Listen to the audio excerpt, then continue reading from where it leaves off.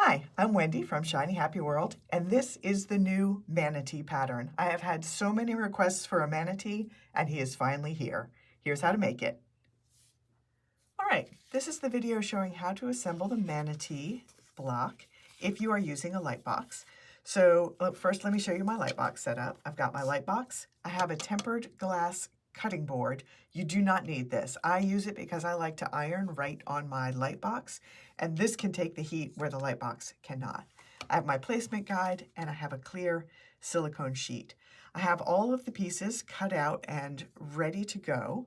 That means I have fused I've fused my templates to the back side of fabric. I use Heat and Bond Light.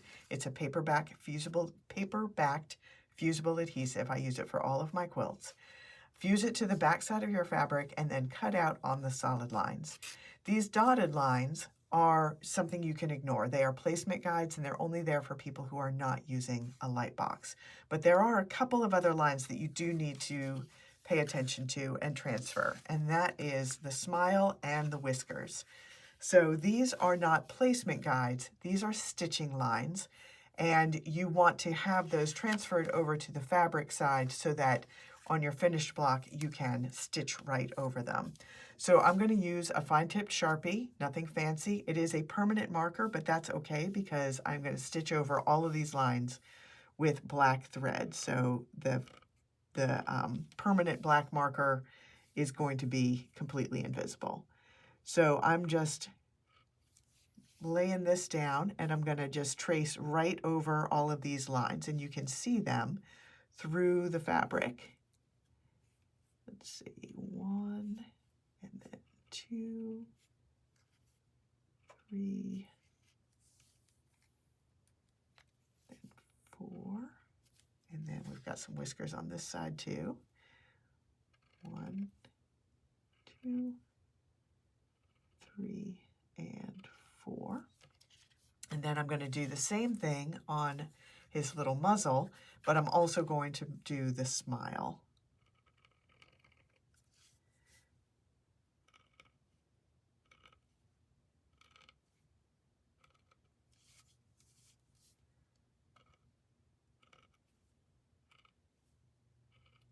All right, so those are now ready to be assembled.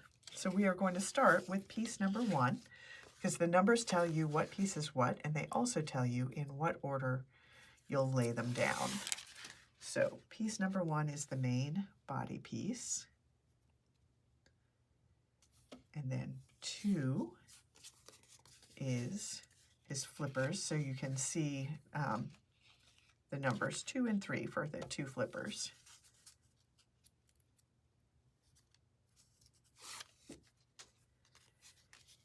And the lines show you where it goes, but I'm going to point out that the most important thing, in case you weren't perfectly accurate when how you cut things out, you want to get this edge lined up. If you overlap that a little bit, that's okay, but if you underlap it, that does not look good, because then it doesn't look like it's kind of coming around from the back of his body. So just make sure that you get that positioned so that it looks like a nice clean edge. Same thing on this side.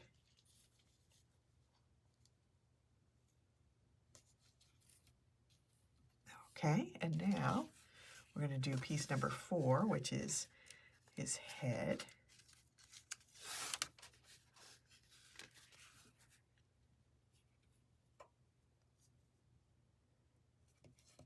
And then 5 is his snout. And this one also, the lines underneath show you where it goes, but the most important thing is to get those whisker lines lined up, because you want to be able to stitch those as one continuous line. So that's actually more important on this piece than the outlines, in case you weren't completely accurate with how you cut things out. So that's going to work. And now we've got 6 and 7 and 8 and 9. So 6 and 7 are his eyes. It's hard to see that through here probably on the video, but 6 and 7 are the eyes, 8 and 9 are the nostrils.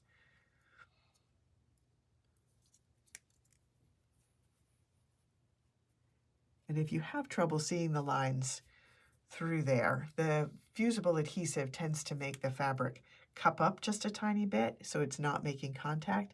But if you just push the layers together so that they are actually making contact, the lines will show through much better. And then 8 and 9, they're identical. It doesn't matter which one is which.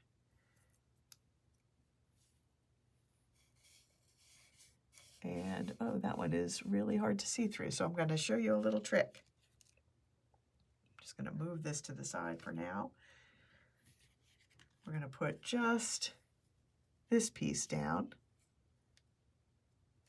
and we're going to put the nostrils on. This is a really nice trick for using a light box. And now I'm just going to do a quick tack here.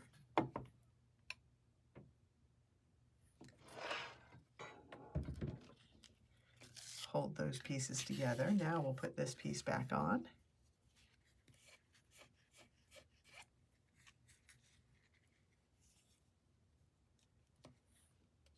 And again, make sure we get those whiskers lined up. I bumped the eyes when I moved it. We'll fix those.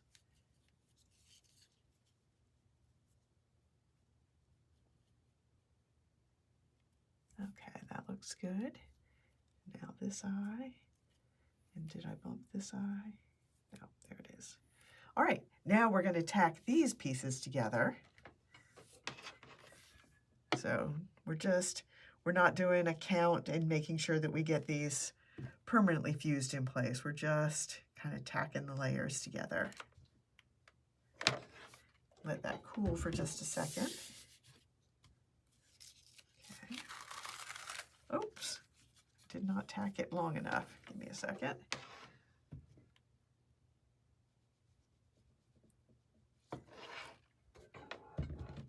Let that cool better. And then I'll bring the block in. First, I'll show you while I'm waiting for that to cool.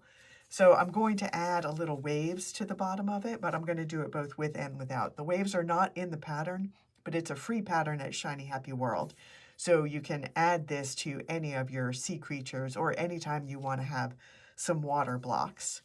But I'm not going to fuse that on this one. I'll do it without and take a picture of it and then do it with and take another picture of it so you can see it both ways and decide what you want to do.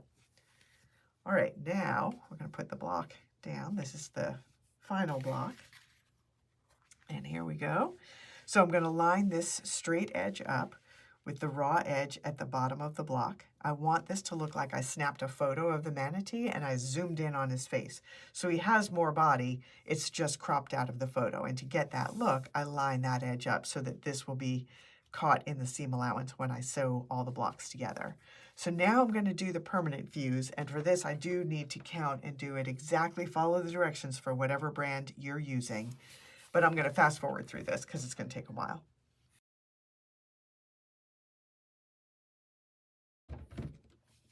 All right, so he's all ready for his outlining. I'll take him over to my sewing machine.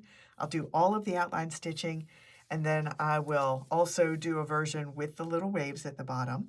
But then I'll bring it back here and show you this finished manatee and also 2 others I made in different colors.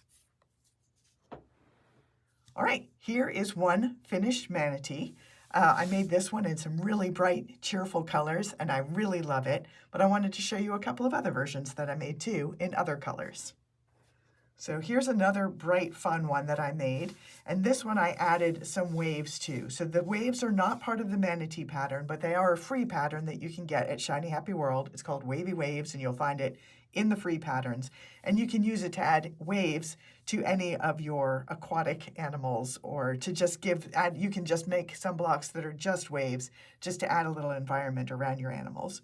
But I did one more version in more realistic colors. There is my most realistic manatee, nice shades of gray. I did forget, and I gave all of them the eyelashes. The eyelashes are optional, and I usually try and do some with and some without, and I just forgot and did all of them with this time, just because eyelashes are so cute. So that is the new manatee pattern. You can get it at Shiny Happy World, and I'm Wendy, and I'll see you next time.